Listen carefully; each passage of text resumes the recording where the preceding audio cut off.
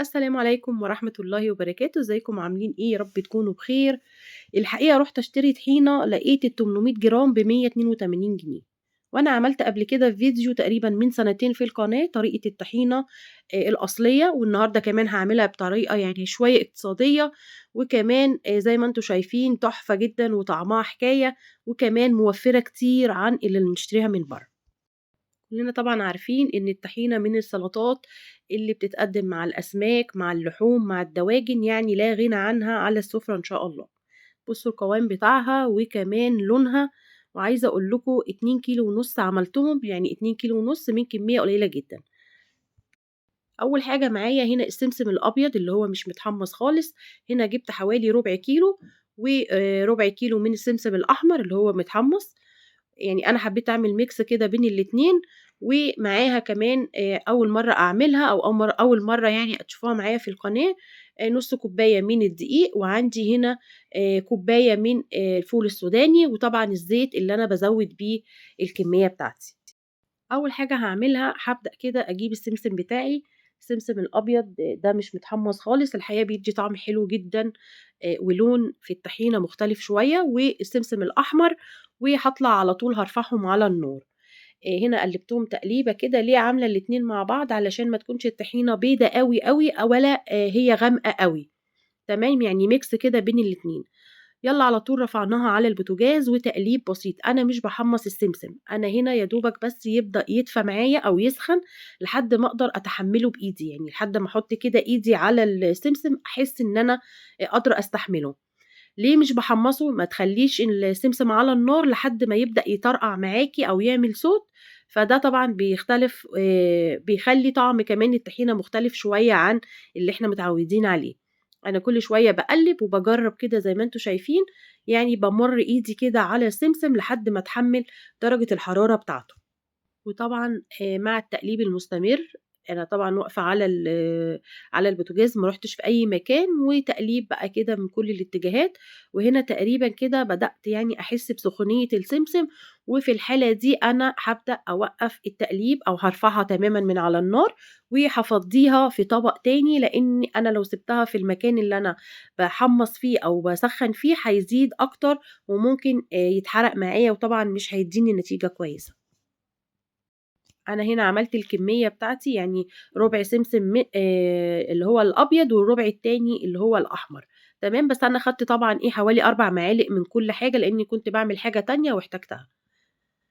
يالّا على الفول السوداني، هنا برضك الفول عندي مجروش شوية أو السوداني بتاعي مجروش، ونزلت على النار على طول بالراحة جدًا، النار عندي واطية مش عالية خالص علشان ما يتحرقش منّي، السوداني أول ما بتضيفيه على النار على طول بيدّي لون، وأنا تقريبًا مش عايزاه يدّي لون زي ما أنا عملت بالضبط في السمسم، عملت في السوداني، يعني يا دوبك يسخن بس شوية كده وهارفعه على طول من على النار. دي اسمها تسخينة المواد بتاعتنا علشان مش عايزة تحميص، أنا بأكد، يعني ما تغمّقيش اللون بتاعها لإن طبيعي إن السمسم بتاعي أحمر والسوداني كمان متحمّص، بس أنا عشان كان عندي بقى له فترة طويلة في التلاجة، فحبيت أخرّج الرطوبة بتاعته، وهنا كان خلاص السوداني كمان انتهى معايا مع تقليب مستمر، وهندخل على الوصفة اللي بعد كده، أو هاضيف على طول الدقيق بعد تحميص السوداني. يعني في سؤال هنا، هو أنا لازم يعني أضيف كل المكونات بتاعتي على النار، ما ينفعش إن أنا أشتغل بالسمسم كده وقت ما باجيبه؟ لأ، هو ينفع لكن مش هيدّيك الطعم، أنا هنا باعمل كده ليه؟ علشان أسهّل عملية الطحن، يعني لمّا آجي المرحلة اللي بعد كده أطحن المكونات بتاعتي، لو أنا طحنتها كده أول ما أخدتها طبيعي بتكون فيها رطوبة، فهتدوّخني وهتتعبني جدًا في مرحلة الطحن عمومًا لمّا آجي أوصل لها إن شاء الله. يالّا نضيف المكون اللي بعد كده اللي هي نُص كوباية من الدقيق، والدقيق هنا على فكرة ممكن تحطّي كوباية كاملة، يعني ممكن عادي جدًا زي ما أنتِ حابة، بس أنا باحب يعني أستمتع بطعم السمسم الطبيعي أو الطحينة الطبيعية، يعني بتكون أفضل كتير من برّه. عايزة أقول حاجة، إن كل الشركات الطحينة أو كل العلب اللي إحنا بنشتريها حتى مهما كانت الماركة بتاعتها والمصنع بتاعها اسمه إيه، كلّهم بيضيفوا دقيق، وبيضيفوا يعني كمية دقيق كتير جدًا يعني. أنا بس هنا عشان ما أعدّيش اللقطة دي، الدقيق نفس القصة، أول ما الدقيق أشم ريحته على النار، لونه ما يتغيّرش أرفعه على طول من على البوتاجاز، وأضيف بقى كل المكونات اللي أنا حمّصتها كلّها مع بعض بالشكل ده. عايزة أقول إن الشركات كلّها بتضيف كمية دقيق، والدليل إن لمّا بنيجي نستعمل الطحينة اللي إحنا بنجيبها جاهزة، بنلاقيها في كمية دقيق يعني راقد كده تحت في علبة الطحينة، وده طبعًا بسبب إن بيتضاف لها كمية دقيق كتير جدًا، لكن أنتِ لو عملتيها بسمسم طبيعي وسوداني وكده كانت هتبقى معاكِ أفضل ألف مرّة وأوفر على فكرة، وكمان طعم يعني ما فيش أنضف ولا أحلى من كده. قلّبت كل المكونات هنا وسِبتهم طبعًا يعني يهدوا شوية علشان طبعًا بعد ما رفعتهم على طول من على النار، فهنا الخليط بتاعي سُخن شوية، فسِبتهم يعني حوالي 10 دقايق قبل مرحلة الطحن. يالّا نبدأ بقى نسمّي الله كده ونبدأ نطحن المكونات كلّها. لو وصلتِ معايا لحد هنا ما تنسيش تضغطي لايك، ولو أول مرّة تشوفيني ما تنسيش تضغطي على الاشتراك. بُصّوا مرحلة الطحن هنا أنا جِبت الكبّة العادية بتاعة التوابل، يعني ما فيلهاش كبّة مخصوص ولا أي حاجة، غسلتها طبعًا كويس أوي نزلت عليها بحبّة، حبّة كده ما تمليش الكبّة أوي علشان تبقى سريعة معاكِ وكمان سهلة إن هي تتحرّك. أول مرحلة دي كده خلصت، لأ كده ما خلصتش، هابدأ بقى أوقّف الكبّة وأنزّل الجوانب وأبدأ كده أساوي كل الكبّة بتاعتي وأرجع تاني مرحلة تانية للطحن. بعد كل كده لفتين 3 أبدأ أقلّب الجوانب وأنزّلها وأقفل تاني الكَبّة وأطحنها بالشكل ده.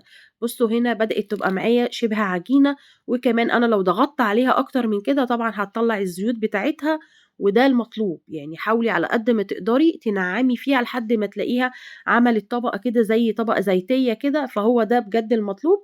شايفين هنا بدأت تعمل معايا المرحلة اللي أنا يعني باوصل لها أو عايزة أوصل لها. حاولي على قد ما تقدري نجاح الطحينة بتاعتِك إنِّك توصّلي الخليط أو الخلط بتاعِك لحد مرحلة العجين، يعني شِبه عجينة كده. بُصّوا، خلاص ما فيش أي حبيبات من السمسم ولا من السوداني ظاهرة خالص، وفي نفس الوقت ناعمة جدًا، كريمي جدًا، فهو ده المطلوب. يالّا بينا على المرحلة التانية، طبعًا هنا خلاص خلّصت الكمية بتاعتي كلّها وهاشتغل في الخلاط أو في شفشق الخلاط. هاجيب الشفشق بتاعي اللي أنا هاعمله دلوقتي أنا صراحة استعملت زيت ذرة علشان أخلّيها يعني ليها طعم أفضل، عندِك أي نوع زيت نباتي ما فيش أي مشكلة شغّال ما فيش أي حاجة، قبل ما أضيف الخليط بتاعي أو السمسم بتاعي باضيف حوالي ربع كوباية من الزيت علشان يسهّل لي عملية الطحن، وفي نفس الوقت ما يبوظليش الخلاط بتاعي. هنا الطحن بقى بتاعي هيكون إزاي، هاضيف معلقة كبيرة كده من خليط السمسم ومعاه معلقتين من الزيت. السُمك بتاع الطحينة أنتِ اللي هتتحكمي فيه، حاباها يعني تكون القوام بتاعها قوام تخين شوية كده هتقللي الزيت، حاباها تكون خفيفة زوّدي الزيت، بس أنا بصراحة عملتها مضبوطة جدًا، لإن بطبيعي الطحينة لمّا بتقعد بتزيد أو السُمك بتاعها بيزيد شوية، فاعملي حسابِك في كده. طيب أنا عملت الكمية قد إيه؟ أنا هنا عملت الكمية نُص كيلو تقريبًا إلا 4 معالق من السمسم وعليها كوباية من إن شاء الله هاكتب لكم كل المكونات في صندوق الوصف بس عشان أأكد لكم إن أنا أخدت قد إيه زيت، أنا أخدت كوباية ونُص من الزيت وكان السُمك بتاعه بالشكل اللي أنتم شايفينه ده، مع التقليب المستمر طبعًا، يعني خلط وأقلِّب، خلط وأقلِّب ما اسيبش وأنزّل الجوانب. دي كانت النهاية بتاعتي بجد حاجة تحفة جدًا. جرّبوها إن شاء الله، هتضيفيها على الفول، هتضيفيها على السلطات، وأشوفكم بإذن الله في فيديو تاني، والسلام عليكم.